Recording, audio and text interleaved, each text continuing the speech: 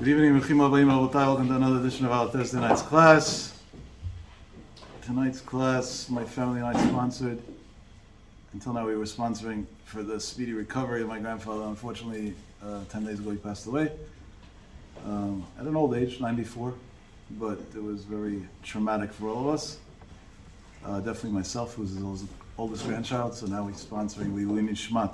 My grandfather, Rabbi Yitzchak ben Sarah, he was Ashkenaz, so the Ashkenaz, after they pass away, go by the fathers, now it's Israel. Zecher Tzadik Levacha, Tein Nafsho Tzura V'Tzor Chaim, and Gan Eden Ha'inyon, with all the Tzadikim and Chasidim, Amen v'Amen. Just one moment to say thank you to many people who reached out to myself, my family. Extremely supportive, very nice gestures and on many levels. The most extreme is an acquaintance of mine who I'm not in touch with that much. Literally took a week off of their life and just hung out in New Jersey. And I was like, what are you doing? You're a doctor, go to work. And the answer was, I know you. In case you need me, I'm around. So it's amazing to see what people would do. It's really special. And we're definitely all very grateful for all of it. And we hope to share celebrations instead of tragedies. That would be a lot more conducive. B'ezrat Hashem going forward. Naturally, Chazal teach us, that means a person can either keep mitzvot for the right reasons, meaning because Hashem said so, that's the right reason. Despite if you understand or don't understand or have different philosophical ways to work your way around it. But even if it's not for the right reasons, Chazal say, you still learn Torah, keep mitzvot, shelo lishma. Why? Shemitoch shelo lishma, by doing it, shelo lishma, even if it's not for the right reasons, it's going to come lishma. There's a lot of questions on that. Tosfot over there on the spot says he doesn't understand. It's clear. There are other Ma'amarei Chazal that say clearly that somebody learns Torah shelo lishma. It's a very negative thing. So Tosfot makes a differentiation, what shelo lishma means. One is general shelo lishma, that somebody learns Torah because he wants to become a rabbi. You heard rabbis get paid good salaries today. I'll learn Torah, I'll be a rabbi, I'll make a good salary. That's one reason. Or, for example, there was a wonderful person at Eretz Yisrael who passed away a few years ago. His name was Rav Yaakov Yagen. Rav Yaakov did a lot for the Jewish nation over the years. Very special Jew. And he had a very hard life also. He suffered a lot greatly in his life, and despite everything, he always tried to help, especially boys and girls of the younger ages that struggled with different things in life. He had a very, very big heart. And years ago, today this wouldn't work anymore, but years ago, if there was a boy that would come to speak to him and tell him he wants to leave yeshiva, and he would say, why do you want to leave yeshiva? So he'd say, whatever, I want money. I want to go work to make money. So, yeah, today I don't know if this case would be convincing anymore, but I remember when I was a teen and went through this dialogue with him. So what he told me and many, many other boys was interesting. He said, okay, I agree, so leave yeshiva and go make money. But what type of money are you going to make? Where are you getting a job? So there's two paths. Either you're going to go get an education now. So it's going to take you 8 years, between the bachelor's and the master's and whatever else. And then you're going to start at a very low salary as an intern. So let's say you got lucky and you started at $90,000 a year. And then until you make more, and in the meantime you also have all that student debt.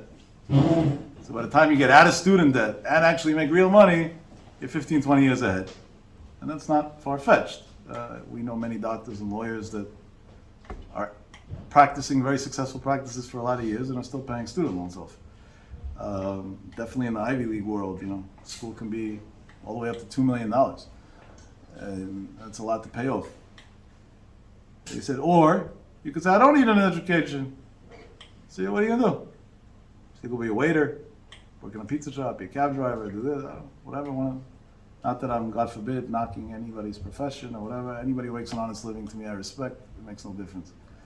But, okay, those are dead-end jobs that you're capped at making whatever it is, and you're stuck in life. So you'll make $100,000 a year if you slave around the clock 2 jobs. 20 years, you make $2 million. He said, now listen to this. Learn in yeshiva another 2 years. Learn seriously, be a top boy, come shidduchim. Some rich guy wants you, and he buys you an apartment in Yerushalayim. You got your $2 million in 2 years. Who makes more money? Today, I don't know if this would work anymore because it's not so politically correct to talk that way and whatever, and what shidduchim's a business, and why do rich people get better boys, and what, all that type of talk. But that's the way he said it. That's a typical example of shalol lishma. There are many boys that are in yeshiva that maybe otherwise want to be somewhere else, but they make a calculation, shidduchim and this and that in the future. I'm not saying if I agree with it or don't, it makes no difference what my opinion is. And I'm definitely not going to be a fool to fall into the trap that others fell into and raise controversy over it. But at the end of the day, they're sitting and learning, and they're doing something productive. And so even though their intentions maybe not so, Chazal say clearly, it's going to come lishma. Tosfot says, but there's another type of learning. As Torah not lekantel. That means not only is a person learning for the wrong reasons, or keeping mitzvot for the wrong reasons, he has an agenda already with it. He wants to use the Torah to harm others. And harm doesn't have to be bad, like in a crazy way. It just to show that he's bigger and better. Torah, menat lekantel, and that Chazal never said, Olam yasok adam Torah shel lishma. Because then the whole learning from the source, and learning is not only learning, this is the same thing with mitzvot and everything, is corrupt from the origin, and that for sure is not going to be beneficial. That's a very known Gemara in Tosfot.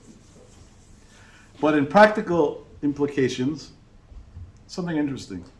There's a very known story. Maran Rav Shteiman Zitzal, that one of the famous people who has probably the largest network of kolelim in Israel, used to go into Rav Shteiman a lot and consult with him. Rav Shteiman would make the decisions, what the kollel does do, don't do. When you're dealing with thousands of kollel students, there's a lot of decisions on a daily basis that have to be made. Here's a typical example. At the time, he had approximately 2,000 students in his network of kolelim. And he was paying whatever it was, I don't remember the exact number, but I think it was 2,500 shekel. He once went into Rav Shteiman with a question, maybe I'll give them only 2,000 shekel, and then I got 3,000 guys. Because the math still more or less works. Might have to raise a few more dollars, but it'll still. So all these type of questions, there is no right and wrong. You need a Gedol Adol that has Ruach HaKodesh, Yad Nishmaya, to give an answer. Anything else is just nothing. So at one of the times he went into Rav Shteiman, so he went in and he asked a bunch of questions that he had on his mind, and Rav Shteiman gave him the answers. And then Rav Shteiman told him, you just asked me a bunch of questions, so I think I'm allowed to ask you back a question. Rav Shteiman had a little bit of sense of humor like that. So he said, sure, Rabbi, what do you want to know? So he said, I want to know out of everything you do such amazing things, 2,000 Koil guys, and you help them out for the holidays, and you do this, you do that, you do tons of amazing things. I want to know one thing. How much of it is L'Shem Shamayim? That's what he asked. I don't know. I'm lucky nobody asked me that. Because first of all, how do you even answer that? Like, really, a person's not so self-aware to know what's L'Shem Shamayim and what's not. You have to be on levels that, and if you're on that level that you are that self-aware, then everything's L'Shem Shamayim by default. So stop. The whole thing doesn't add up. It's an interesting thing. So he goes to Rav Shteiman, he tells him, and Rav Shteiman tells him, how much do you think is L'Shem Shamayim? So he said, Rebbe, if I'm honest to you, 5%. 5%. So he's 95%, it's not L'Shem Shamayim. So he was waiting to hear a Musa speech from Rav Shteiman. 5% L'Shem Shamayim. It's time to come from, right? Some chizuk, what is this? You got to do better than that. Rav Shteiman looks at him and tells him, my dear friend, it's a shame that only 95% is not L'Shem Shamayim. If 100% would be L'Shem Shamayim, then you would have more koil guys, you would have a bigger operation, you would pay them better, everything would be better. You see that an Adam Gadol sometimes understands a few steps later than you, what the outcome's going to be. To us, that doesn't sound right? To encourage somebody to do something not for the right reasons, that sounds very wrong. It sounds tragic, practically. When an Adam Gadol knows how to calculate, not today, down the road, what's the outcome going to be much further? And at that point, even if today it doesn't sound so okay, but again, within the guidelines of halakha, of course, there's something that's well worth off. The Rambam says, what's the biggest not l'shem shamayim that a person has in his life? Meaning, and it's not only about mitzvot and Torah. Anything a person does. What's the most dominant, impure reason that people do things for? Rambam writes an interesting thing. I would think money, honestly. Well, money's the biggest test. And the proof to that is that if a Dayan got money, so he can't say the halacha anymore. And a Dayan is anybody, including Moshe Rabbeinu.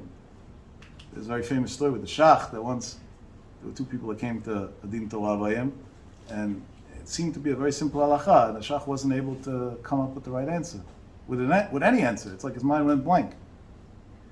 And he told them that he doesn't have an answer and they should leave and come back. He said, but it's very obvious. He knew that it's like on a, what's it called, a brain freeze or something like that, a brain fog. He knew the answer, but it wasn't coming out, it wasn't working. And they left, and that night the Shach was pacing back and forth and it's not coming to him. And it went further. He spoke to somebody else, I don't remember who it was, but in the story there's the name of the person. And that person told him, like, with a puzzled face, what do you mean, Rebbe? It's black and white, it's very clear. And the next day they came back, and again the Shach didn't have the answer. So it's an obvious, clear answer, and it was repeated to him also. And when they come, he can't get an answer. Shach didn't understand. He sent him off again. He told him to go ask somebody else. I don't know if it was weeks or months, but a short period of time later, one day the Shach was going through his, his papers, his envelopes, whatever they were, and he saw that there was 10,000 or whatever the currency was at the time and in the place that the Shach lived, that one of the two people that came to the Din Torah had loaned him, and he had forgotten to give it back. So he right away called the person to give him back the money. The Shach borrowed the money from him. So I know he didn't borrow it for himself, it was for tzedakah or whatever. And the person told the Shach that he doesn't want the money back. He said, what do you mean? He said, when I saw you didn't give it back to me right away, I assumed that you probably forgot. And I didn't want it to be that you took money from me and didn't give it back. So I was moichel, I forgave it. So it's not my money, you can't give it back to me. So then the Shach said, now I understand why I wasn't able to say the halacha when you came for Din Torah.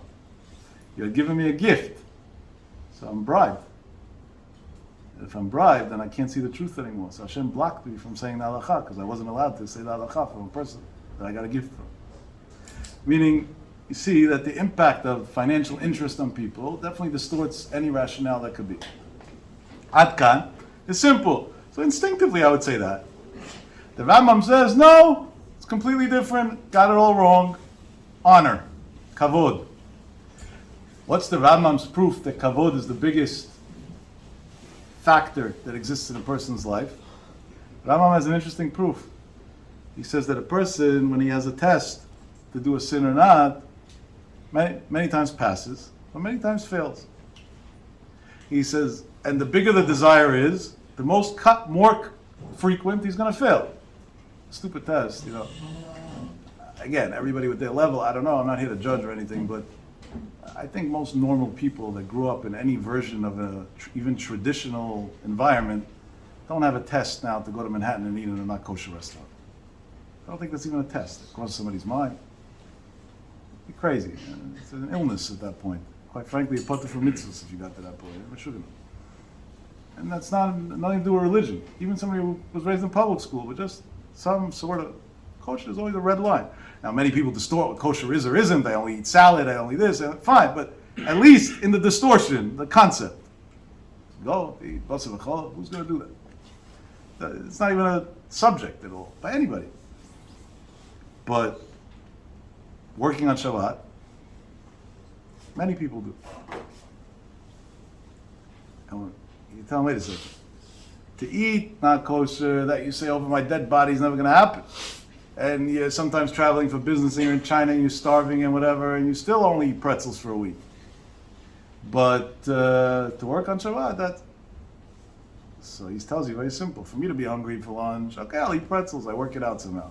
But for me not to have money to pay my bills at the end of the month, that's a big misayin already. Now, a person who's holding by that doesn't realize that there's no blessing in that money anyway. It's cursed or whatever. There are many businesses that legally have to be open 7 days a week that Jews own. For example, a hospital. If you own a hospital, so you have to be open on Shabbat. Right? You can't shut your hospital down. There's such thing. So there's a way to do it al pi halakha. I'm not here to teach this halachot. They're very complicated, and each individual has to speak privately to a posek because every circumstance is different. But there's a way with the mechira to sell the business to a goy for Shabbat, and no Jews work in it, and nobody operates it on Shabbat, and then there's a way around it. But there's no blessing in that money, even though it was okay al pi halakha.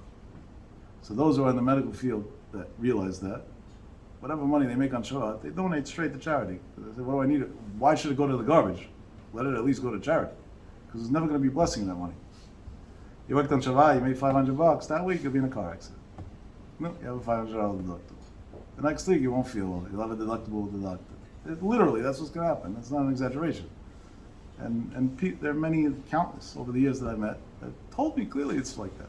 It's black and white. I have a close acquaintance that's interesting fellow, an Israeli fellow, very, very successful financially, owns very large companies in the pharmacy space. And whatever they do, it's not, he made a bad choice in life. He's married to somebody who's not a Yehudi. Hopefully one day that'll change as well. But in the meantime, over the years, we got close and whatever, and he wants to be more observant. So it's an interesting situation in his house. His wife is not a Jew, but he himself, puts on tefillin in the morning and this and that, and they keep a kosher home, not just kosher. He calls me to send the meat from Lakewood because he wants a shechita that's a better hechsher. He says, this I have a yitzhara for, this I don't have a yitzhara for, so what, I have to do more sins? I have enough already. Or do I have to add more onto the calculation? And I know it sounds warped, but it's not. Schar mitzvah mitzvah, schar avera avera. He doesn't have, why not? He can afford it and he's willing to keep kosher, so at least that. Just because you're not doing everything doesn't mean you should do nothing. Do whatever you could do. Not that, God forbid, I'm justifying being married to not true. I know him and his wife is going to watch this tomorrow. I'm sorry, you're amazing people, but I told this to your face, so there's nothing wrong with me saying it again. I don't know what the eitzah is. There's kids involved in that. Fine, I'm not an expert in this field. There are people that understand these things and know what the right thing to do is. Meaning, how what is the right approach. But one way or the other, the Rambam says, interesting. It says, if a person has a taiva to do something, it's against halacha, and it costs a lot of money. Even if he can't afford it, he might do it, because he's dying to do it. Plenty of people have bad habits. They're unethical, and not Jewish, and everything else. And they cost money, these bad habits. A lot of money that they can't afford, but they still do it. Why? Because the taiva of the thing that they want outweighs the consequence of the money they don't have. And the same thing in everything. If somebody drives on the highway and goes over the speed limit, you might end up getting a ticket and cost you money for the ticket, and then money for your insurance going up, and money for the lawyer. But the temptation to speed outweighs the whatever else it is, or the lack of thought, whichever it is. And the same thing in everything. There are many, many things along the way that the ta'ava to do outweighs the consequence in a person's mind. It doesn't justify it. It's sick. But at the end of the day, in the person's mind outweighs it. Comes the Rambam and says the one thing that a person doesn't do is he won't take the risk of doing something that his friends would look down at him on, and they may find out. What does that mean? That his honor even outweighs ta'ava. So the number one thing that a person dictates his life about is his pride. The number one factor. And the truth is, unfortunately, for example, in relationships, two relatively healthy functioning people, they don't have to be highly sophisticated, who care for each other, forget about love, even just care. There's no reason that should ever change. They should always be able to get along and have a good life together and everything. And in reality, the breakups and divorces and this and that, it's almost, we used to ask who is. Today you just got to ask who isn't, because it's so much shorter, the list of who isn't divorced. It's very sad, but that's the truth. Are they bad? No, we're talking about two people that are good people. So what got in the way? Kavod. My honor. Doesn't respect me, don't respect him, they don't even know what respect is. They don't respect themselves, so. You have no self-respect. If you have no self-respect, how do you want somebody else to respect you? But fine. Kavod destroys everything. Every person instinctively wants to be a good parent. Unfortunately, many don't fill their duties as a parent. What took them down? Honor. They're not going to put the son in the yeshiva that's good for him. They're going to put the son in the yeshiva that's good for them, that fits their prestige or their name. If a guy is, I don't know what, a Haredi guy, and his kid has certain needs, and he doesn't belong in a regular mainstream Haredi school. He's not going to put him in a school that's more fitting for him, because it doesn't look good. What's he going to say?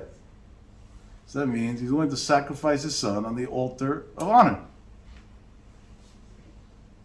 When parents nitpick with their kids, which is wrong from the core, period, but the majority of the things are not things that are important in life. Why didn't you come to shul with me in the morning? Otherwise known as, I was embarrassed that my son didn't sit near me in shul and I couldn't show off all my son's with. And on that, you sacrificed on the altar your own child. And not even on an altar that goes to Hashem, on an altar that goes the other way. That's the Rambam points out. The number one thing in life is kavod. If that's the case, the number one thing in life that Hashem expects from a person is to be a boreach min kavod. Is to run away from honor. And that's why the Rambam says that a person who doesn't understand the desperation of running away from honor, there's no chance that he'll ever have true faith in Hashem. Because his honor is always going to come before God. And at that point, there's nothing. Down to zero. By the way, there's a very interesting thing. Nachman says, a person did even the worst avirot in the world. I'm saying the worst, I mean the worst. I mean everything. He can still do tshuva. Hashem always accepts tshuva.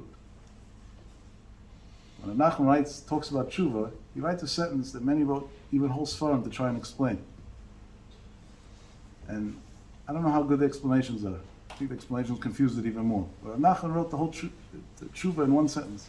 Ikara tshuva, the main thing in tshuva is Shishma Adam Bizyono V'Yishtok. That a person was embarrassed and he stayed quiet. That's tshuva? What does that have to do with tshuva? What's the answer? That the only thing that, the number one thing that a person has in his life is his covet, his pride. I am not going to degrade myself to do that. I'm not going to degrade myself to be in that level. I'm not going to do... If a person got to a level that he's willing to give up on his pride, so he sacrificed everything. And if he did it for the right reasons, that's the ultimate tshuva. That's the number one proof to God that he did the right thing. There's nothing higher than that. Fine. So where does all this come in over here? So it's an interesting thing. In this week's parashat, Torah says, "V'asu li mikdash v'shachanti b'tocham." It should make a mikdash make me a mikdash, God says, and I'll dwell. He doesn't say b'tocho, in it, b'tocham, in them. But I'll say, what does it mean b'tocham? In each and every Jew. Hashem says that He's going to dwell in each and every Jew. I had an interesting incident. Last week, Thursday, I wasn't here. Lately, I've been sharing more of my personal life, even though this is against my nature to an extreme. But I just feel obligated because people listen to me on Friday or whatever, and it's been a little off with my classes or whatever. So people are entitled to know. So I thought I would be here last Thursday night, but Hashem had other plans, and instead I was in a hospital, not volunteering. We'll leave it at that. And it bothered me. I have a shir for years. I was Moshe Nefesh week in, week out to be there under crazy circumstances. And it's been happening a lot that I can't make it. And there must be a reason. There must be something. And I figured out the reason. It took me 5 days, but I figured out the reason 5 days later. When I was in the hospital, so in the emergency room there, they're not always so friendly and nice and whatever. And Just, the healthcare system's overloaded and staff's underpaid. And between everything, there's zero motivation to do the right thing, otherwise known as comfort a patient. And there was one person that, I don't know, walked the extra mile. And it's funny because I think some of you are nurses or PAs that work in ERs. You're assigned whichever rooms, right?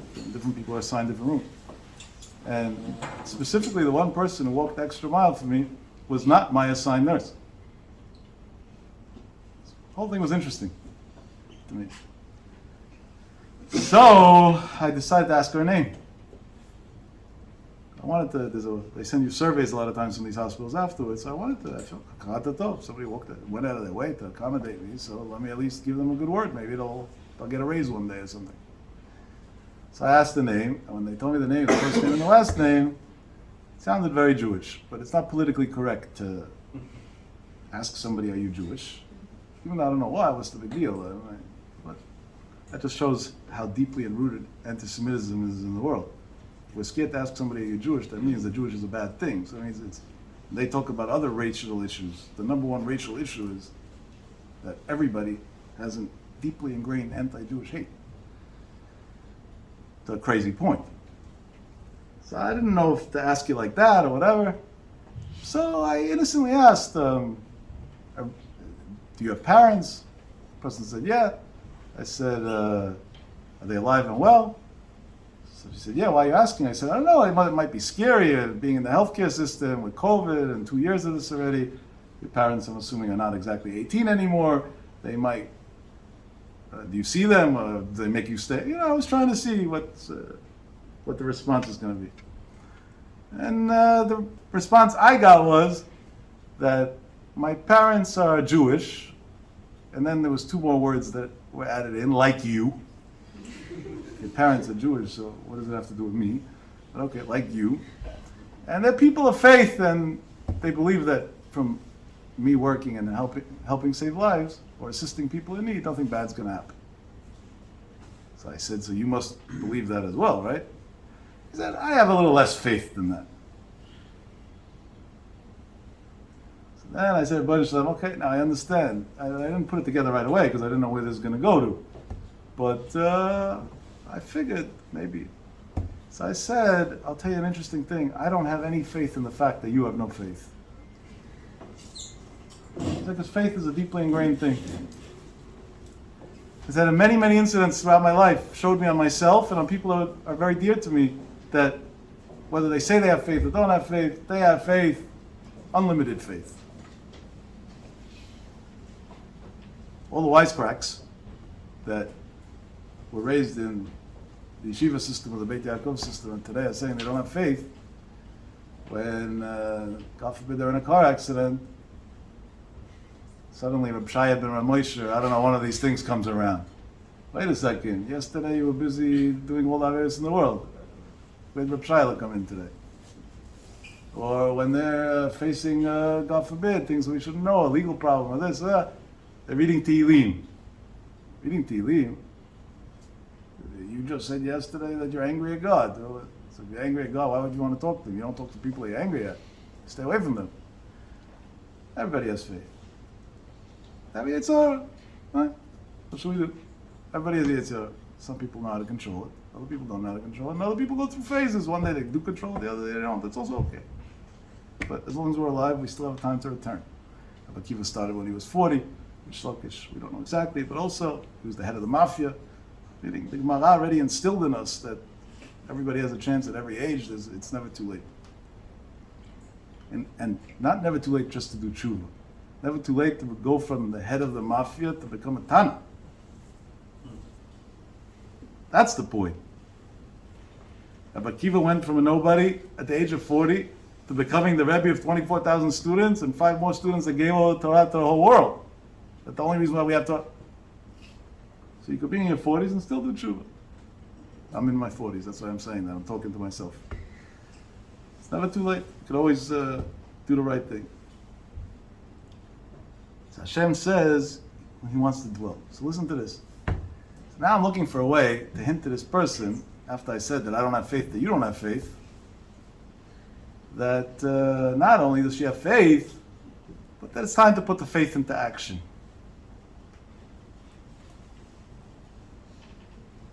I love God, and Israelis say it more often than Americans do because it's more Baruch Hashem, Bezrat Hashem. They'll say Baruch Hashem, I'm going to a club tonight, Bezrat Hashem.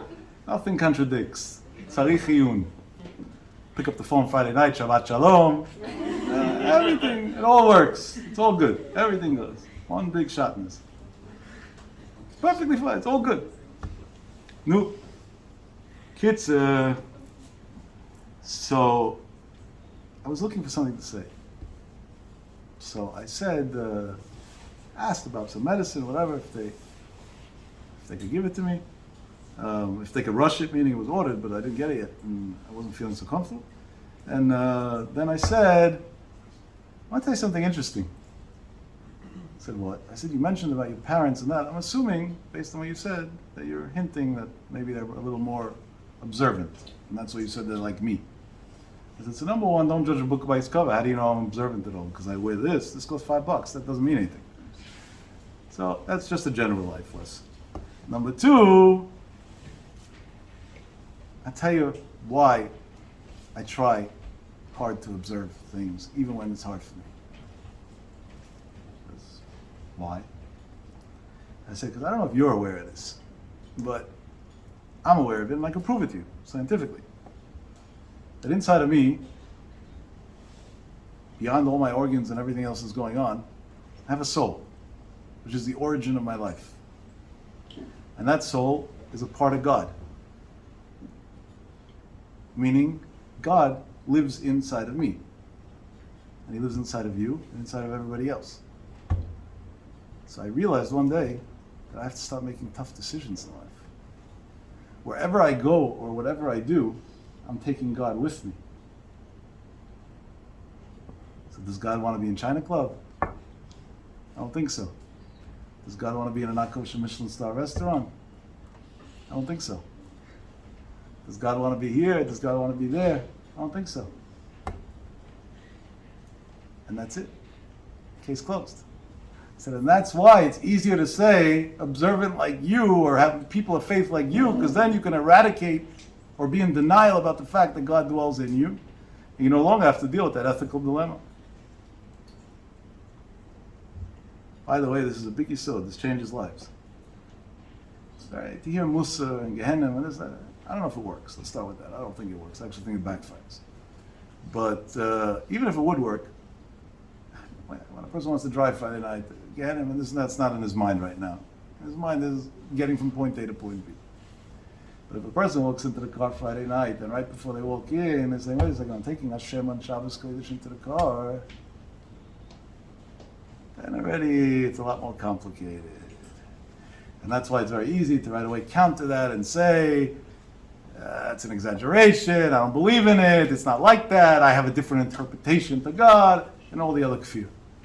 But none of that's going to last in a moment of truth, it's all nonsense. And again, we make mistakes, and we should be honest, yes, we make mistakes, we do others, whatever, and we have to do tshuva and become stronger. It's that simple. But from there to distort the actual facts, that's... So I said, so I'm just letting you know, to the good or the bad. I said, today you helped me in a wonderful way. I don't even know why. But you should know that it wasn't only you helped me. You brought God with you to help me. And tomorrow, if you do the opposite, or treat a patient without the right care, or be selfish and expedite your treatment of the patient because you want to have more time to waste on Instagram, so you took God with you there also. It's an interesting yisod. This changes lives. It's a game changer in the way we approach life. When does Hashem say He doesn't want to be with somebody? Ta'avat Hashem kol gval lev. A person's an egomaniac. A person has an ego. Somebody's looking for cover. It's the only time Hashem says He doesn't want to dwell in somebody. Naturally, the Rebbe says, "Asuli mikdash v'shachanti b'tocham." I want to dwell on everybody. Up to one point. You want to go make yourself into an ego lunatic? That's the point that I don't want to do. Hashem has an allergy to egomaniacs, narcissistic people, selfish people. It's all the same. somebody who can't put somebody else first. Hashem doesn't want to be involved with people like that. And that's why kavod is such a basic necessity to a person. Because the greater a thing is, the harder it's going to be to live by. Right? If somebody is a big Torah giant, or a brilliant person who knows Shas by heart, he doesn't have a smaller Yetzer Hara than you. He has a much bigger Yetzer Hara than you. Because otherwise there's no free will. It has to be balanced. That's why the Gemara says, one of the rabbis, he was a Kohen Gadol for 80 years, and then he left. He became very different, let's just say. Because it's not a kasha, how did it happen? He had a much bigger Yetzer Hara, a much more severe Yetzer Hara. So how do these things go along? On one hand, we say do things for the wrong reasons. Kavod. On the other hand, if somebody can arrange me something to drink, I would greatly appreciate it. Now, I don't know if that's doable, but in case it is. But anyway, so on the other hand, we say, no, be careful, you do things for the right reasons, because otherwise, God forbid, it's a bad thing. So how do they go hand in hand? So we said, Tosfot says, Al-Minat L'Kantel, yes, not Al-Minat L'Kantel, no. I want to take this further, and maybe we'll come out with a big yisod, and if we come out with a big yisod, then it's Adar, maybe we'll learn a little bit about Adar, and I'll give you over my grandfather's legacy in a few minutes, and you'll go home with something nice. Sorry, I didn't bring my watch. So it goes like this. Bangala Galinsky used to say over a lot, and it's brought down in a few of the books that Rav Yaakov Yagen himself never wrote a sefer. They wrote from his speeches, they transcribed many sefarim. There's a 5-set volume called V'Igata. I think by now they added more volumes. And there's many others. V'Yivater Yaakov, that's another sefer, and a long list. Some of them were even translated to English, like V'Igata. Amazing, amazing stuff. Not that he needs my approval. So Yaakov Galinsky's Zitzal went in Novardok. Novardok was the opposite extreme of COVID. They worked on themselves to run away from COVID to the biggest extreme in the world. Thank you very much. You're tzaddik. I appreciate it. B'kitzer, so a lot of Rav Yankel's speeches, he used to speak about this idea of being boreach min hakavod. A lot. So in one of the speeches, many times he said this over, because you see in a few songs that they transcribe different speeches on different subjects, it said it. But one of them, that you could actually hear this speech on Kol HaLashon even, it was a speech that he gave right before Yom Kippur.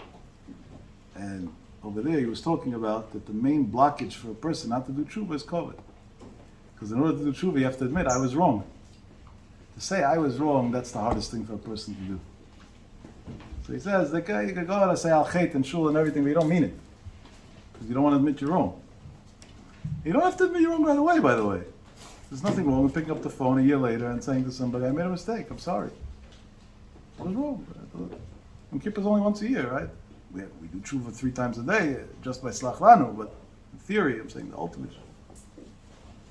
So he says an interesting thing. He said there was a guy who lived in Novardok, and on the surface, he was a person who did a lot of good things.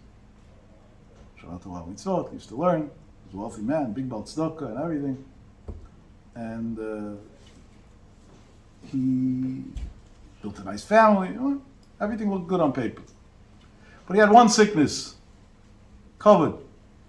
He needed honor. You had to respect him, you had to sit up front, you had to this, you had to that, respect. Everything revolved around it. His whole life revolved around it.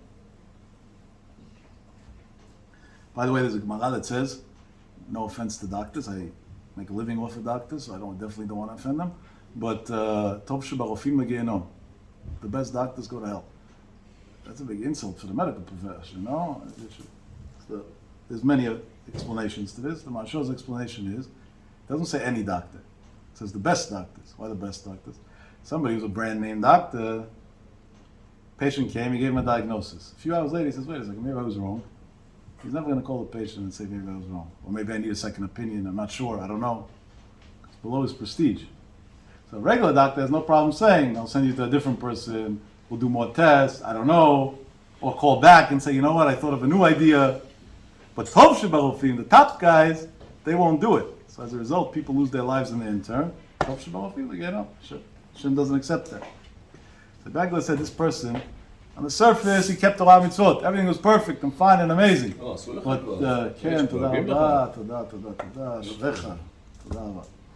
But on the inside, he was a roidef hachaka. He needed cover. Couldn't do without cover.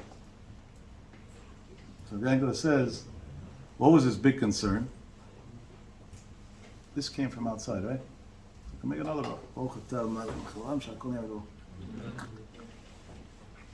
Yeah, because it comes from outside, we have to make it like this. Anyway, what was his big concern? What are they going to say by his funeral? I want to tell you, by the way, an analogy about this thing about funerals.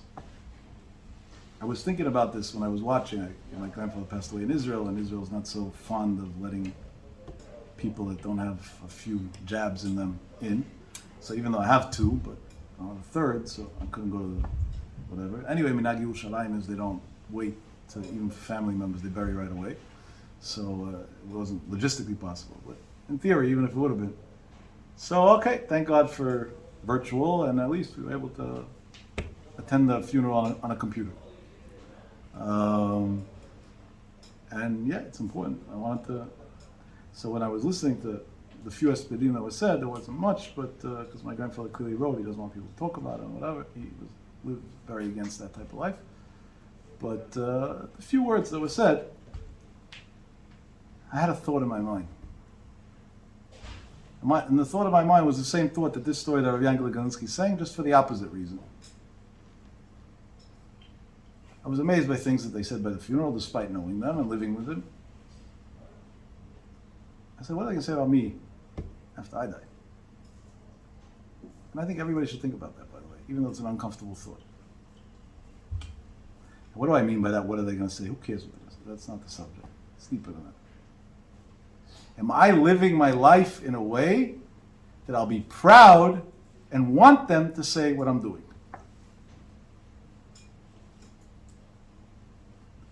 So here's my case for all those who think that life's a free-for-all.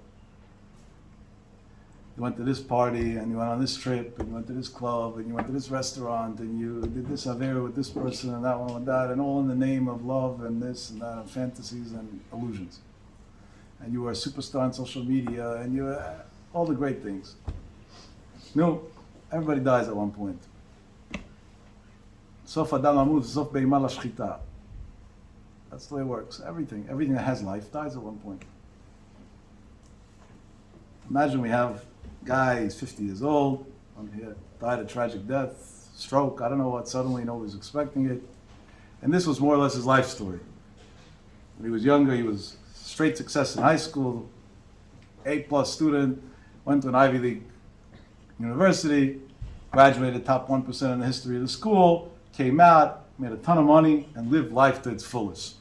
Every Sunday in this restaurant, every Monday in this thing, every Tuesday in this in the theater, every Wednesday in the golf club, every Thursday. And he was great he was artistic, and he played music, and he did this, and he did that, and looked good, and was handsome, and everybody wanted to just get a date with him, and couldn't be better. And he was also kind and amazing. And now he's dead. And they hire a speaker, because he's a wealthy man, they wanted to look professional and that, to speak. So the guy goes and digs in his Facebook to see what his story is.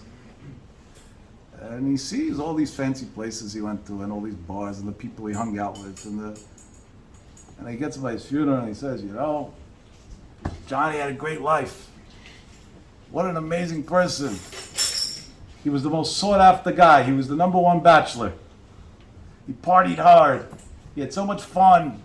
He used to drink. He needed banana bags every other day. Thank God he was a doctor. He was able to give them to himself. What are people going to feel? Comfortable, excited, or maybe a little on edge? Including his own friends that did all this together with him. You don't want to puke. If his parents did, they'll kill the guy who's speaking too. So why would you want to live a life that your own friends will die of shame if they were talked about by your funeral. That's why they say death is a moment of truth.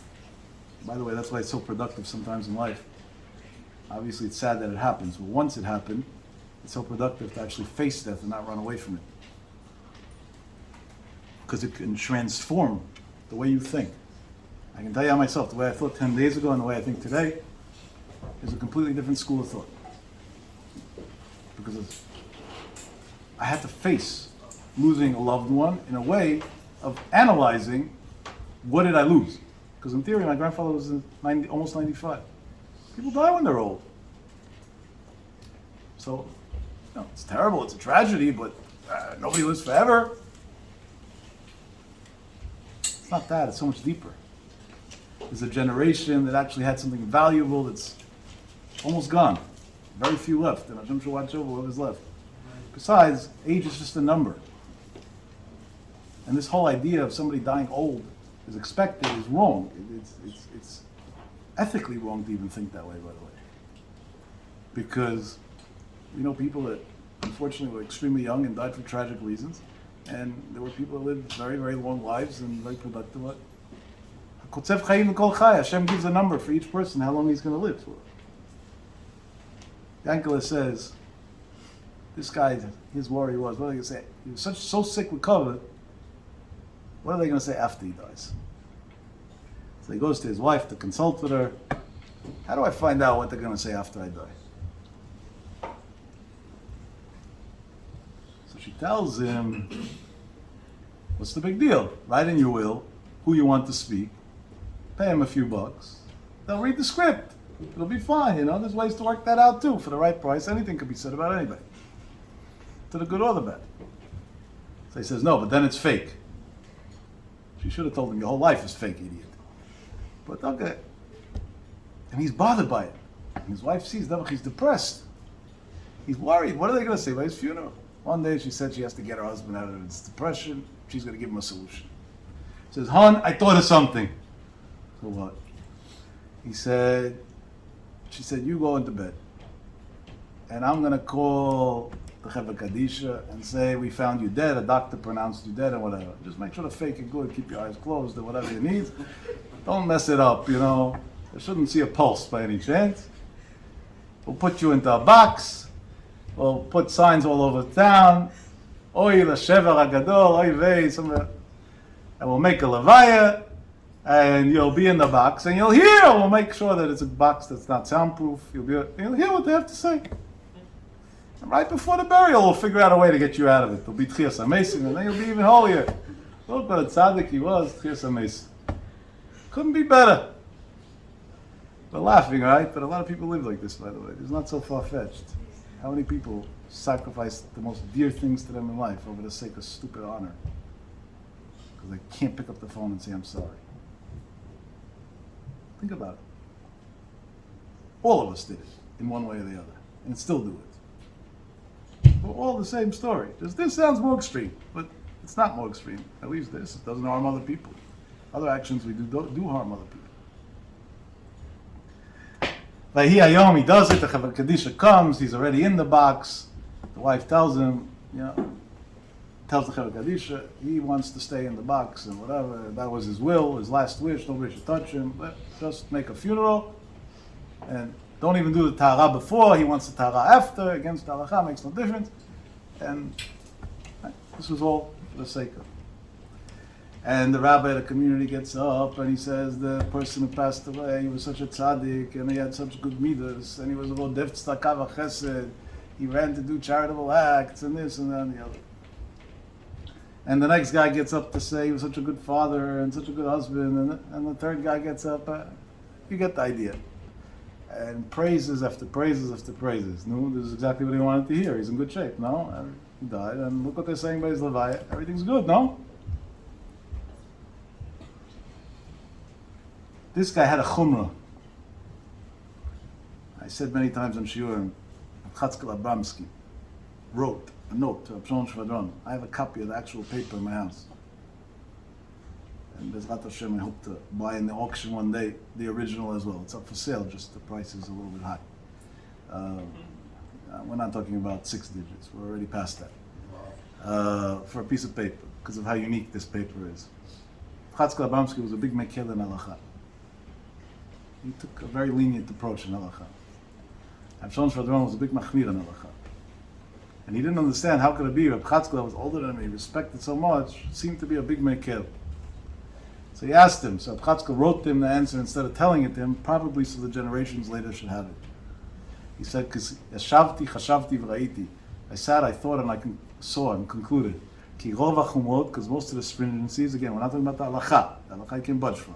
Chumrot, things that are beyond the halacha. Him al cheshbon ben adam lachavero.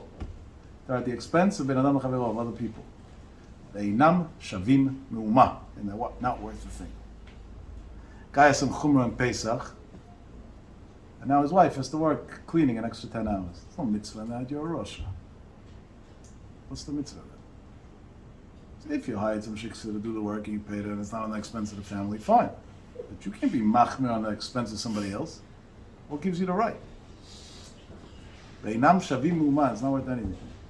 So this guy, this covered guy, had a thing that he doesn't eat any leaves because leaves have bugs, and now back then in the country he lived in the Viaduct, there wasn't many leaves. Lettuce didn't grow because of the climate and whatever, so it grows in almost all climates. Cabbage. That's why people that come from those countries, a lot of their foods are stuffed cabbage, shredded cabbage, this cabbage, that coleslaw, everything with cabbage. Cabbage patch. They think like that also sometimes. So he had this thing that he didn't eat cabbage because there might be bugs.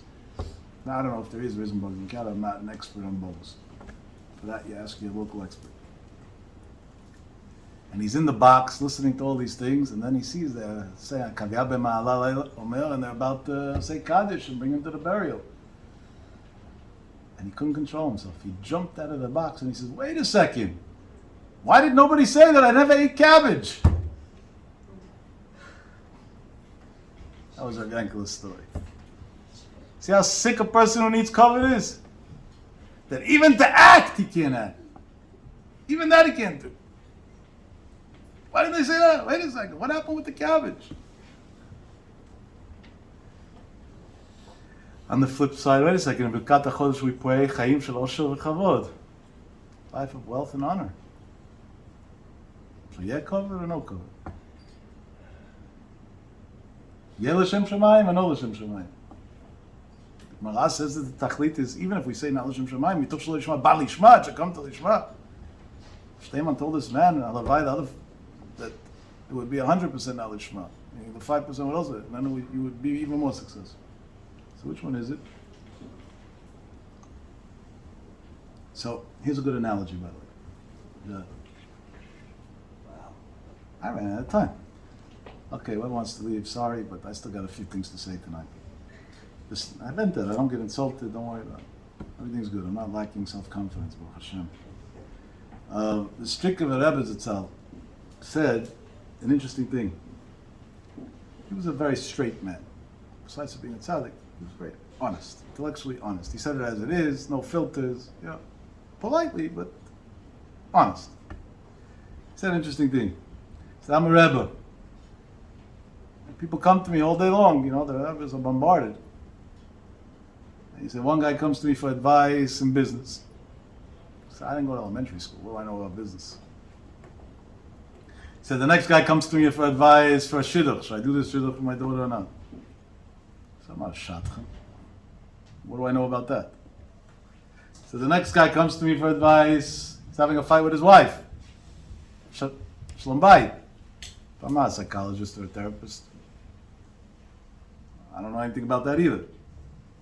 The next guy, and like this, he listed more and more. We'll save time. All the things that people go for advice. Somebody's sick. I'm not a doctor. And so on.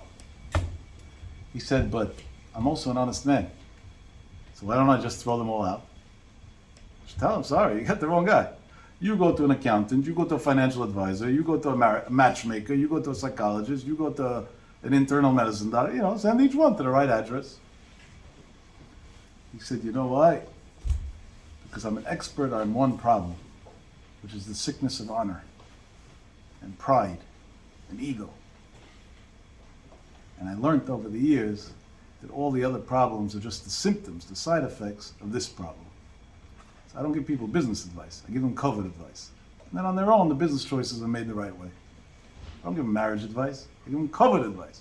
On their own, their marriage works out. The same thing with everything else. Unbelievable analogy. When I saw it, I said, you know what? This was one of the better ones that I ever heard. So you know what the answer is? The answer is that there's two types of cover. There's one type of cover that's for me. And there's another type of cover that's for the Hashem that dwells inside of me. Covered for me, run away from like fire. You're going to destroy your life and everybody around you's lives also. And everything good that you ever had in your life, if you did. But the honor and respect for the God that's inside of me, that already, you have to never forget the respect.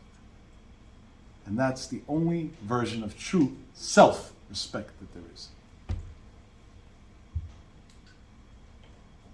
Gemara says, let's say, by Shabbat Aveda, a zaken ve'ino lefi chvodo, an elderly person, a zaken is also Talmid Chochem, it means. And it's not for his honor, he doesn't have to do that Shabbat Aveda. So once they saw one of the Gedolei Olam, I don't remember who it was, so I don't want to say the wrong name.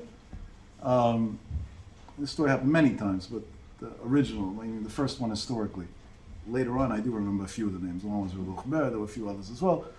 But this story happened way before already. They saw one of the great rabbis taking a chicken. And, so they didn't understand what he carried a chicken for. So somebody went to say, Rabbi, you need the chicken in your house? I'll bring it for you. Why are you walking on the street with a chicken? He said, no, I'm in the middle of doing a mitzvah. He said, which mitzvah? He said, Hashavat Aveda, returning a lost object to the owner. He says, Rabbi, zaken ve'ino lefi chvodo. You shouldn't be doing this. You're not supposed to be doing this. Zaken ve'ino lefi chvodo.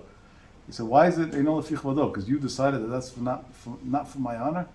There's no greater honor for me in the world than to give a Jew who's worrying about something he lost back what he lost. What's pshat in that? He understood that the real kavod is for the God that dwells in him. For the God that dwells in him, that's honor. That's an unbelievable thing. So the Gemara says, when the goal is that it should become lishma, so then even if it's for the wrong reasons today, but the goal is right, so there's no problem with it, because that's honoring Hashem. But when the goal is al-menat lekantel, like Tosfot said, so the same Hashem that dwells in you, dwells in me, and dwells in him. So if it's going to hurt somebody else along the way, that's not for the kavod of Hashem anymore. Now it's already bad, not kosher. Unbelievable. Kodesh Kodashim is pshat, I think. And comes HaKadosh Baruch Hu and says, Vasuli mikdash, if you make a mikdash, so then I'm willing to dwell inside of you. Not willing, I will. If you don't even care enough to make a mikdash, then I can't dwell inside of you. What is a mikdash?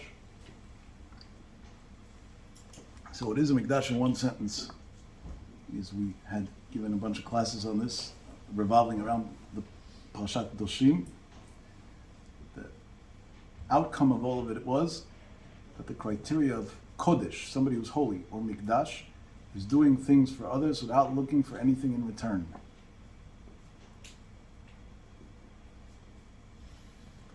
It sounds simple. Let me tell you, that's the hardest thing to accomplish in life. Everybody's looking for something in return. Even on the silliest, most trivial level, if you give somebody a ride and you didn't say thank you, the probability of you giving them a ride the next day is slim to none. As simple as that. Even if it's your own child. And with your own child, you'll justify, I have to educate him, I have to teach him, all the riches is going to come in already. Hashem says, you want to know when I'm going to dwell in you? If you're willing to give without looking for anything in return.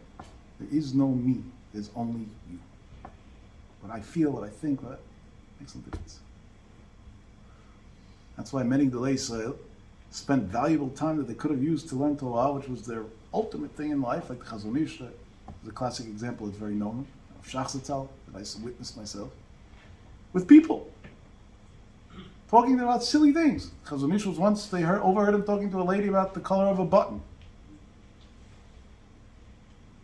Why? Because Chazon Ish was a kadosh. And that's called giving without anything in return. He sacrificed even the thing that was most dear to him, sitting and learning in that moment, so the other person should feel comfort, because it was a Holocaust survivor, this woman, that she has an understanding in a button that she wants to sell or buy or whatever it was. There's nothing in it for him, except for saying, why did I just waste my time? That was an Adam Gadol. When a person, Baruch Hashem, a lot of you joined the Daf Yomi cycle, I'm very happy to hear, I get the feedback from guys and whatever, it's amazing.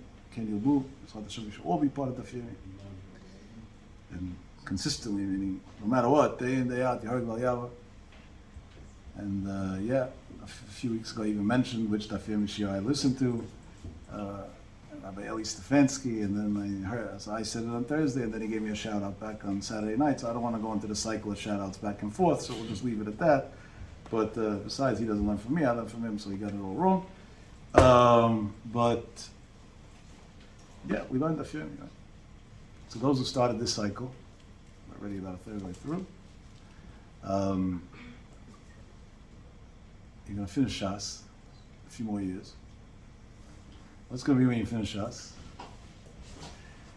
They're going to take a stadium, MetLife's going to take a stadium out. Some other organization's going to take 3 stadiums out. And then they're going to have global satellites for all the stadiums combined. And then they're going to make it. And I'm not saying that, by the way, in a cynical way. Why not? I actually think it's a beautiful thing.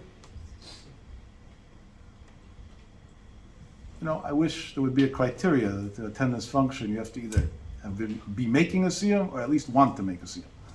But I'm not sure they would need so many stadiums at that point. But if they had that criteria, it would be good. It would be a wake-up call to people.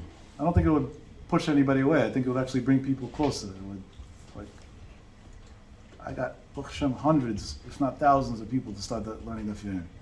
And it wasn't, I didn't know major convincing. It's like, you can't commit 45 minutes a day to Hashem. It's so hard for you. I said, and if it is, do me a favor. Write a note, put it on top of your bed. I'm not willing to give 45 minutes to Hashem every day. Good luck. Just with that alone. And a few months later, I see the guys in shul every morning learning the daf. 45 minutes becomes an hour and a half. Suddenly, unbelievable. It's amazing. It's really amazing. No. Where am I going with this? Now, the person himself who made a siyum, besides for attending whatever function he chose, Dirshu, Aguda, this one, that one, whichever one it is, also makes himself a big party himself. And I happen to like it. I encourage it. I know in Merkaz Daf Yomi in Israel, so Eli talks about every time the siyum in this town and the siyum in that town for every masechta and every this, every that. So once my son said, Dad, he's a Talmid Chacham. Why is he wasting time with this? So instinctively I was going to say PR, but it's not. It's a lot deeper than that. People need this. This is the encouragement that gives them the push to go further. It's exciting. The siyum, the party, that. Now you want to continue learning. It makes it more exciting. It's part of the Shalom Lishma.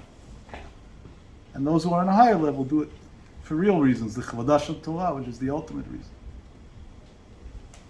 So I think we all agree that to finish Shas, even if it's relatively on an easy level, is a big deal. It justifies humongous celebrations. What if somebody finished Shas twice? 5 times? No? If you knew that there was somebody in this room that finished Shas 5 times, something tells me that if you needed a ride now to Canada, you would drive them to. With love. Chochem, 5 times finish Shas. I want to tell you a little interesting thing. My grandfather never knew his father. He had told me once he didn't even have an image of his father in his head. He never remembered it, because his father died when he was that young. His mother and his siblings were killed by the Nazis.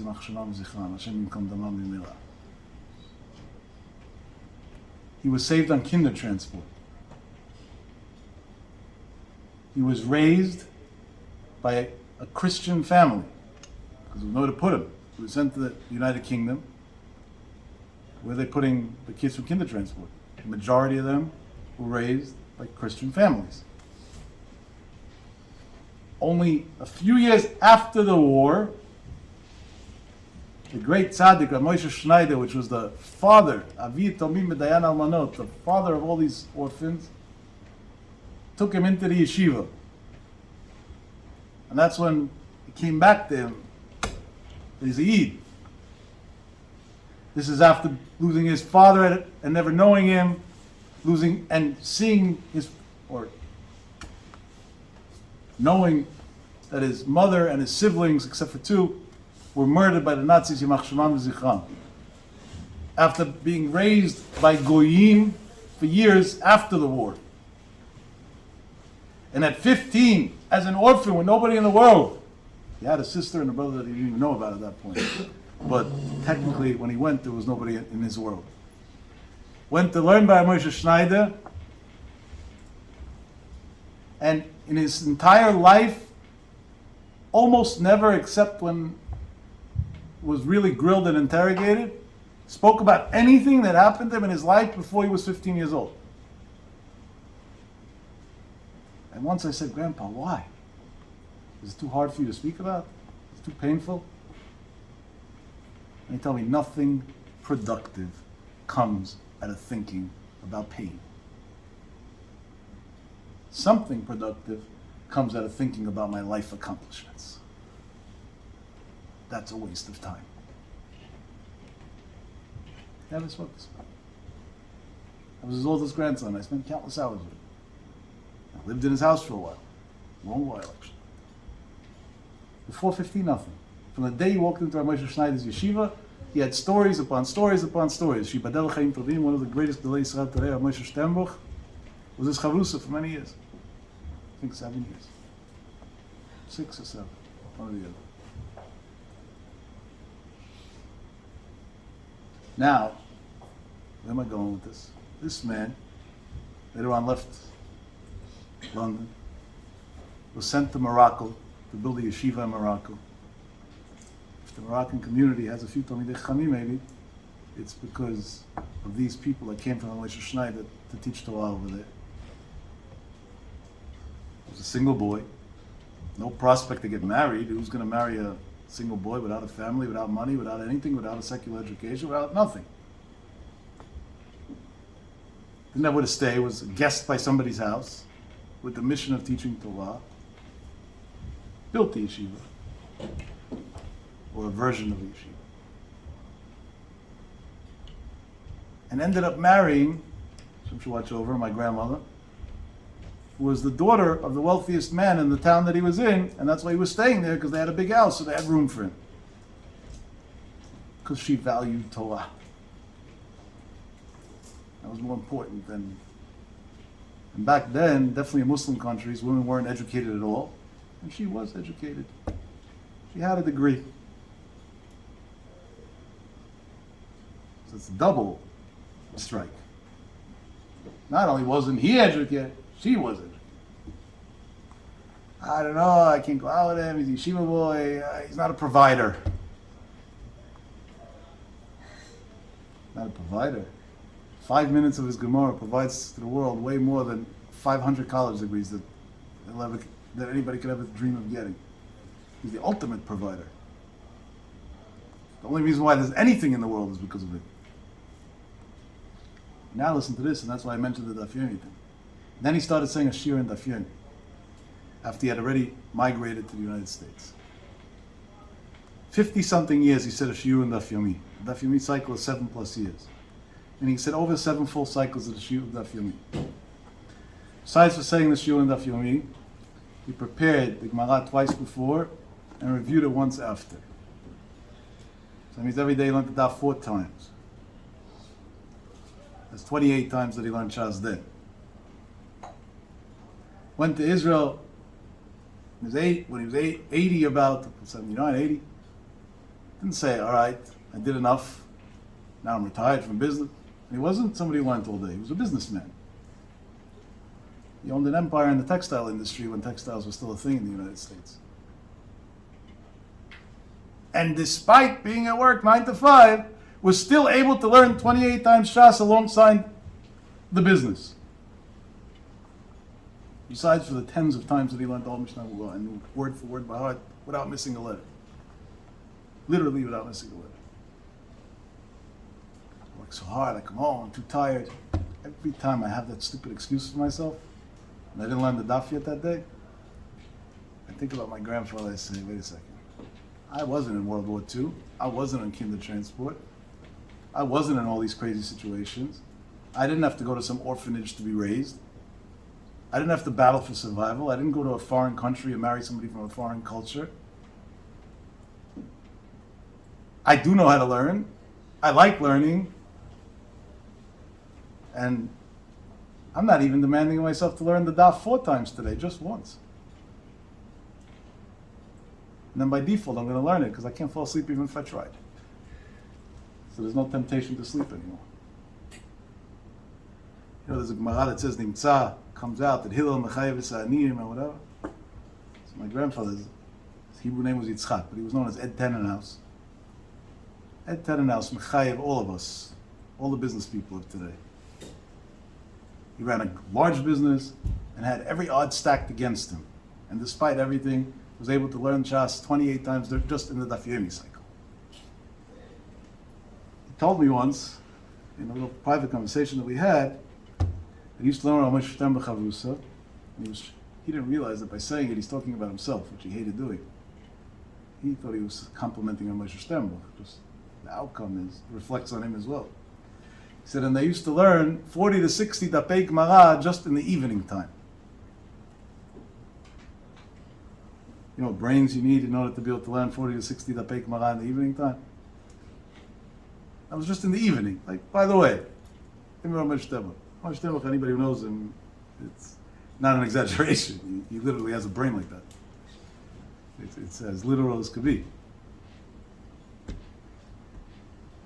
So if somebody learned Shas 28 times through the Daf Yomi cycle and taught it 7 cycles, and on top of that, who knows how many more times, tens of more times himself, and knew Kol HaTorah Kula openly. So you would think, in shul he would sit up front at least. No? At least that, no? Call him rabbi maybe. Today's world, they probably should say, Arav HaGaon, HaTzadik, HaChasid, HaKadosh VaTahor, I don't know what. If God forbid somebody called him rabbi, he didn't say anything back, because that's feeding into negative attention. Just ignore it. So I have a name, it's Ed. He would boreach min hakavod. He used to sit towards the back of shul. So once somebody told him, tried to trick him into it, that he should sit on the front row because of respect. They told him in the back, people take the seats. Guest car, they take the seats. So it's better for you to have a seat up front because I'll say clearly, kovea makom l'tfilato, to have the same seat. So he said, people only take the seats when davening starts. I'm always here half an hour before davening starts. I don't have that issue.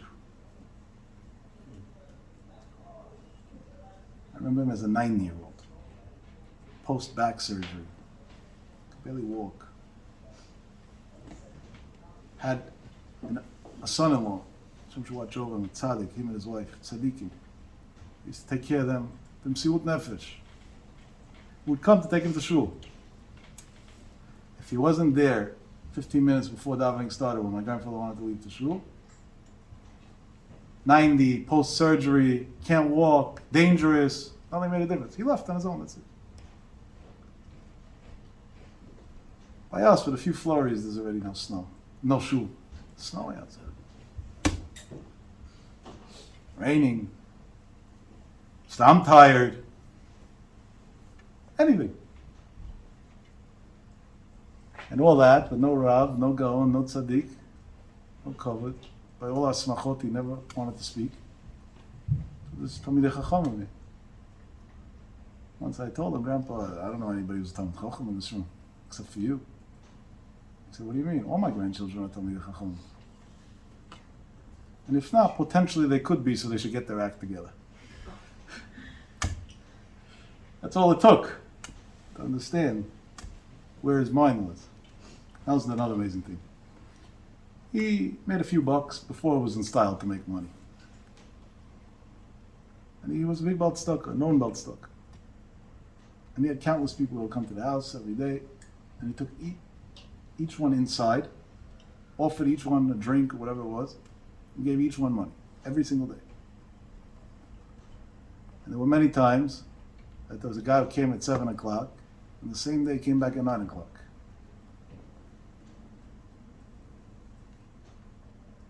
That's called fraud in my world, no? I run one of the larger charity operations in the world right now. If I would have that, they would be discredited instantly. At 7 he gave him money, and at 9 he gave him money again. So we thought maybe you see so many people, and a lot of them are Haredi Jews with beards and payas or whatever, they all look alike, so he doesn't realize. I was 10 and a half years old, 11 years old maybe. And I pointed it out to him. I said, Grandpa, that guy was here 45 minutes ago, an hour ago. He said, I know. That's why he's stealing. Why are you giving him money? He told me words that stuck with me, and maybe that was, who knows, maybe that was the reason why I agreed to get involved with the numbers of charity that I do. He said, if somebody's sick enough to have to come to me twice in one night, knowing that there's a good chance that I'm going to confront them on it, he must really be desperate. It might be a financial problem, it might be a mental health problem, it might be an addiction problem, I don't know what it is, but desperate he is. And I don't turn away a desperate Jew.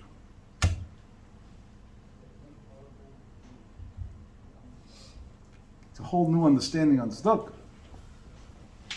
Rahim tzedakah wasn't giving money. Rahim tzedakah was, he gave his neshama to the other person. You have a need and I'm here to help your need. And even if your need is something sick and not honest, I'm still here to help your need. Not to support it, but to at least get you the chance to be normal one day. Then I want to talk about something that's not in style today. It's honesty in business. Unfortunately, today we round off things in business like there's no tomorrow. People don't pay back debts. We do credit card settlements. We do this. We do that. We do cash advance. All the frauds that exist. Each one worse than the next. Somebody really thinks that the people become rich off of cash advance. Let me tell it to you as it is. Hashem will never allow somebody to enjoy money that was made off of taking advantage of somebody in his worst time. Never will happen. I say that with full responsibility. You'll either end up on doctors, or in legal fees, or in other problems, or stam a loss. But there will never be any pleasure for money that came from taking advantage of people in their toughest time. Not going to happen. It's the opposite extreme of anything that the Torah stands for. Somebody's in a crisis and doesn't know if he can keep the doors of his business open for another month, so now let's rip him off, so he for sure can't do it. And that's why, by the way, in the big pharma world also, and now in big pharma, that's my profession, we roll big numbers. How much of it is really left at the end of the day? Unfortunately, not much. Because even that, which many times is done for the right reasons, to help people, but at the end of the day, you're making a living off of sick people. And deep down, when you say Rafa'inu, you don't really mean it, because if everybody's healthy, you're out of parnosa.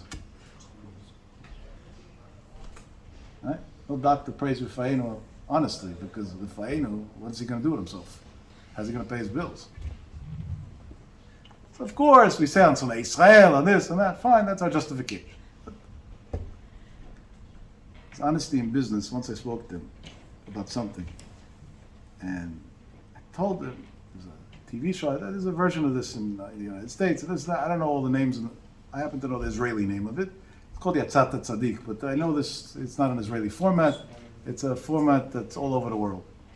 They send whatever, hidden cameras, whatever it is, to each time a different profession, to see if people are doing honest work, or sometimes you walk into a mechanic and you need a filter for your oil, and he already tells you need a new transmission. And the bigger chutzpah is he didn't even put in the new transmission, he just spray painted your old one so it should look new. I know a guy who owned a lot of mechanic stores, in New York City. And one day, overnight, he sold everything and gone. Like he didn't. So I thought maybe he got the legal trial. I don't know. It was weird. So he told me, no, I became religious. I said, what does religion have to do with it? Religious people make a lot of money too. He said, to be religious and to be an auto body and a mechanic is impossible. I said, why is it impossible? He was the one who gave me that example. He said, we see some old lady comes in with a car. She don't know the difference. New transmission. He said, in the olden days, at least we put in a new transmission. Today, we know even that's a waste of time. We spray paint it. He says, $3 becomes a $6,000 bill. That's what the spray paint can cost. Now, again, I'm not generalizing. I'm sure somewhere in the world there exists an honest mechanic. But they're hard to find sometimes. Some professions are known for that. The catering business. Anybody who's in the catering business that does it honestly is losing money for sure. The whole idea is if we sell you that we're giving you 400 people food and we make 300. That's the whole business. That's the model of the business. I deal with caterers all the time. I make it tamim and almanot weddings twice a week at least, probably more by now. Unfortunately, they're such a great need. Every caterer tells me to my face, this is the price, and the reason why I can give you such a different price than I'm giving other people is not because I'm charitable, it's because you are not cheating. Simple as that. They tell it to me as it is. I once asked a caterer, I said, listen, I got a question for you. How am I supposed to trust that your food is kosher if you yourself are saying that the whole business is one big corruption? He said, that ask the mashgiach, don't ask me. In those words, he told me, that ask the mashgiach, don't ask me. So I thought this was an exaggeration, so I once did an experiment. Now again, I'm not generalizing, there are people that are not like this.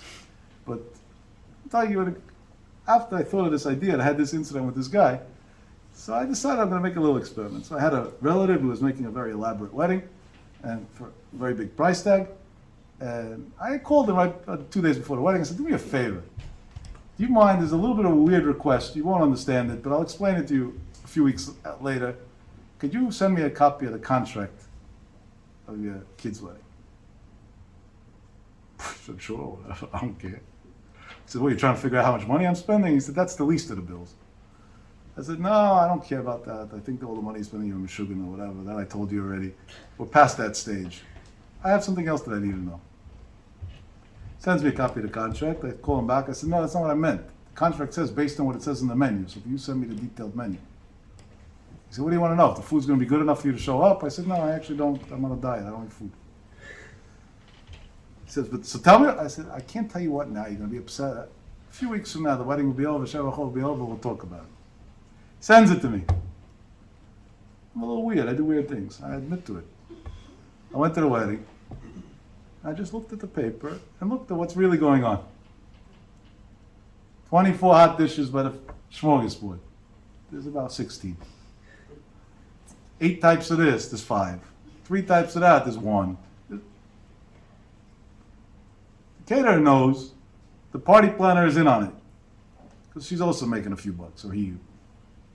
And the guy who's making the wedding, his head's not there, he's not paying attention. And in case we suspect that his head will be there, we'll make sure to give him something from the bar right away. And that's how we make money.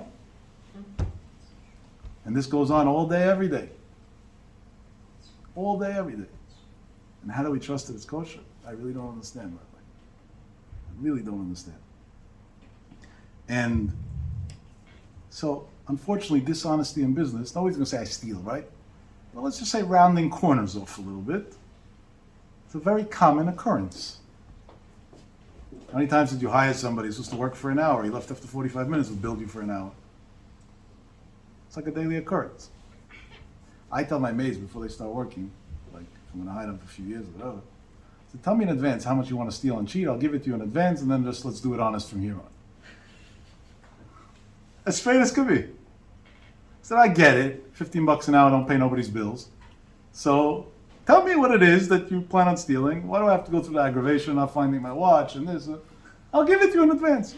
Get a bonus, sign-up bonus. And now I'll be honest. Happens to work, by the way. They love it. Some of them even tell me the price. They think they're calling the bluff. They're not. I give it to them. I know what goes on, so I'd rather pay it. Instead one day, the kid wakes up and doesn't have what he needs. And the things that they steal, I always wonder what they're going to do with dirty socks and whatever. I know it says Hugo Boss or Armani or whatever, but still, unless they sell them on eBay, man, I don't know. Some of these things really puzzle me, you should know. My grandfather did a deal. They agreed on whatever price. He was buying something from you. They agreed on a price. He said, I'm going to pay you $10,000 for the goods. And you sent them the goods, and normally definitely in textiles, it's heavy, it has a lot of weight to it. So shipping is not part of the deal, plus shipping. So now, they send you a separate invoice for the shipping. So the guy writes you, then there wasn't email yet when he was in business, so it was fax, I think it was done, or whatever it was. So you send them a fax, the shipping was $2,000, let's say, for example, making up numbers, pay me $2,000.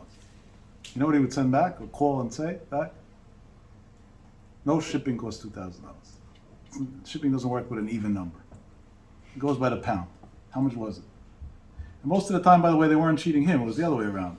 It was 2,000 and whatever, 10. The guy's always got asked for $10. He just sold him a lot of stuff. 2,000. And he would send the wire for 2010. Look, you don't have to. The guy didn't ask for it. He only asked for 2,000. You know what he told me? He said, the day I round off not giving somebody what he deserves in full, even if he's not asking for it, from there, the way to hell is very quick.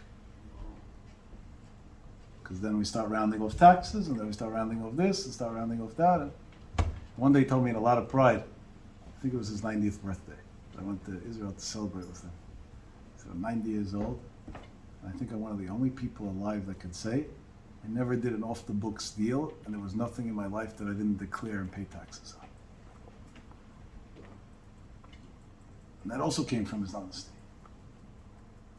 To an extreme. You don't understand what an extreme means. The first question Hashem asks a person after 120 is, Nasata v'natata be'emunah. Did you do business honestly? Unfortunately, most people don't even get to the second question because they failed by the first already. You gave a word, that's it. Makes no difference if it doesn't work for you anymore. Stick to your word. If you can't stick to your word, don't keep a word. I can tell you in our business, the prices fluctuate very drastically. And sometimes we give a customer a price, we tell them, and it's not written, there's no contract signed, there was no deposit given. And 2 days later, the commodity changed. The active ingredient costs much more. He's assuming we're going to call him and tell him, deal off. He has no way to sue me. I didn't sign anything. The day we do that, God forbid what's going to happen. We fill the order, we lose the money, and send it to him. I'm not saying halachically you have to, but that's the way you stay honest in life. Once you start rounding things off, Shem Yerachim. Kavat eitim Torah, that was what I said about the Daf Yomi. And if you go through the questions over there in the Gemara, every last question he was able to answer flawlessly.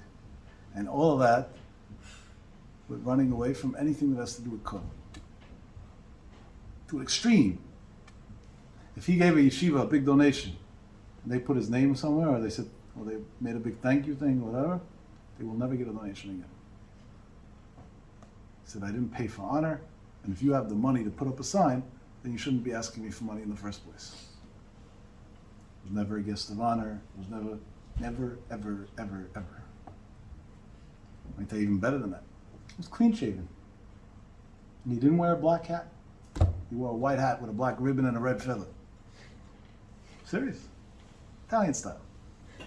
Old school Italian style. And he didn't wear a white shirt. What do you think I get all my colors for? Go on the footsteps of Grandpa. Because it was all part of the same thing. He didn't want to give anybody the opportunity to give him the honor. With a black hat and a white shirt and a beard, and then he's also a Talmid Chacham, it's very easy to rabbi. But in a more colorful attire, it's much harder because of all the stigmas. So that was a way of him protecting himself. He shouldn't be put into the position of the Kohen. And I end off, because I really went insanely over time. You got 3 weeks worth of classes in one, with another interesting thing. It wasn't just honesty in business, it was honesty in life. There were many times that he told me things that were hard to hear. But he said it with so much love, from such an honest place, that as hard as it was to hear, we would still come back an hour later to hear more.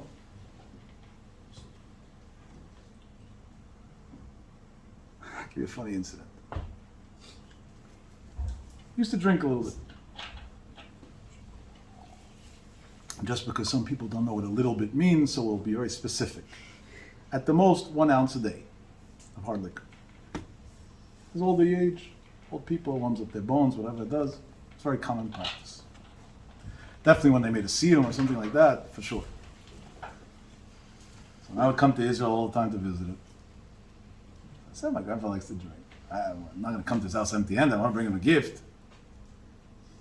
Go figure out what grandpa wants at that age, right? It's impossible, waste of time. So sometimes I would call, say anything I could bring you. It's like, oh, lucky, he said he needs this, he needs that. So at least I felt I did something. But when he didn't, so I thought there's an easy solution. Go into the duty free, find an expensive bottle, bring it. It's convenient also, you don't have to drag it from home. You buy it in the airport, take it on the plane, or quite convenient. I used to bring him a lot of expensive bottles. And expensive in my world, not, some people think a $50 bottle is expensive. I mean real figures. So one of the times I walk in, I don't know what that whiskey is. How much does it cost, he tells me. I told him whatever it was. It was $800. He tells me, I'm a shugana. So I said, why do you say I'm a shugana? I said, I am, but why? I'm not disagreeing with you, I just don't understand why. He says, do you really think that you have a developed enough palate to know the difference between a $400 bottle of whiskey and an $800 whiskey? I said, Grandpa, I didn't buy it for me, I bought it for you. He said, then you're double crazy. I definitely don't. I said, Grandpa, yeah, but there are other factors too, Oh, I'm going to bring you a $100 bottle. It's not nice. My grandfather. Besides, I'm your oldest grandson. You take a lot of pride in me and my success. So successful people splurge a little bit. He says, splurge? That's $750 that could have went to Stoker, and I could have got a $50 bottle. Who gave you the right to steal $750 from poor people? In those words. So I tell him, Grandpa, all right, I'll give $750 to charity right now, and I would take out cash and put it on the table and say, you give it to whoever you want. He said, that's even worse. Now we're stealing $1,500 from poor people. No nonsense. One time I decided I'm going to put an end to this argument. He said, I actually could tell the difference. He said, let's do a taste test. For him, there was no nonsense.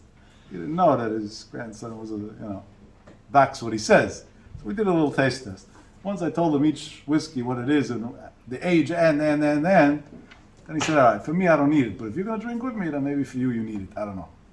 He said, but honestly, I think you should get a life. This is not a way to live. The king of textiles. Every big fashion company was his client. Make yourself the most expensive custom clothes. They'll all do it for free anyway. How do I know they would do it for free? A lot of my clothes was made for free just by saying I'm his grandson. He would say, it's mishuga, it's crazy. What do I need it for? So I said, it's free. He said, all right, and garbage outside is free too. You don't sit and eat garbage. Just because it's free doesn't mean you should have it. Then he once told me something else. He says, what happens if that's the lifestyle you get used to, and God forbid something goes wrong in business? Then what are you going to do? Commit suicide? What are you going to do? He said, so why get into that in the first place? Why get into that situation in the first place? So I'm not saying to live poor. Live comfortable, enjoy, whatever, fine. But at least have some sort of rationale, some sort of boundary. The only time that it wasn't applicable how much it cost was when it came to giving tzedakah. There it was unlimited. Just give and give and give and give. There was no questions asked. By the time I gave a big donation to some institution or some place that he liked, I knew of, his face would glow. That was the biggest gift you could give him, just to hear it. Shine. Shine. Another example of being straightforward with us. Every time I went to visit him in the past 13 years that he lived in Israel, and I went many, many times, one of the first questions before how's the wife, how's the kids, are you learning every day? What did he show us? What's really important to him?